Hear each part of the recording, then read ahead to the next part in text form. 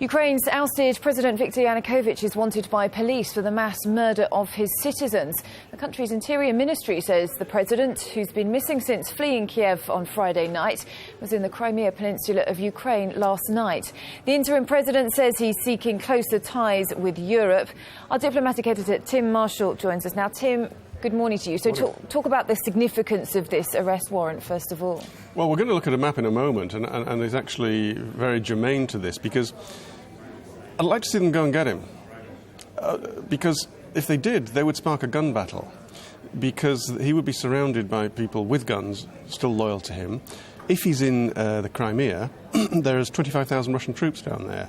If he's anywhere near them, anyone who tries to go him. And what I suspect has happened, they've probably got word in Kiev that he is somewhere where they're not going to get him, which would be the Crimea.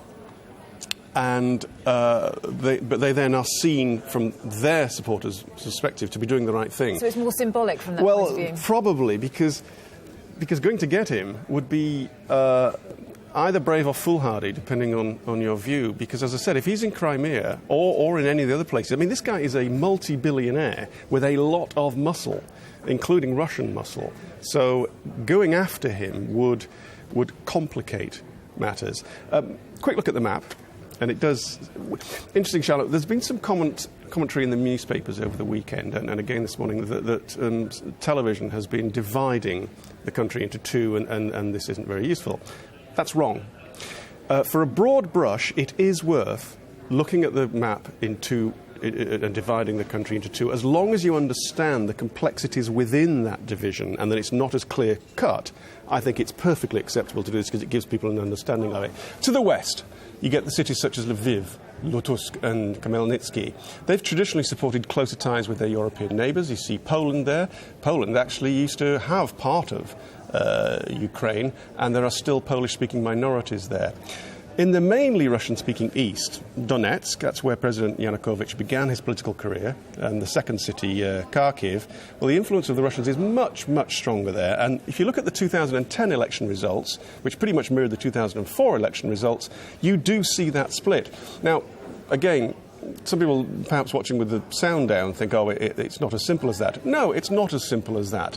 But if you want to do a broad brush of why there is this division and why there's a pull one way and a pull the other way, there it is for you. And very importantly, for Russia especially, is the Crimea. It's connected to the main line by two little narrow passes, and it's home to one of the country's biggest cities, Sevastopol. It's also home to the Russian naval base.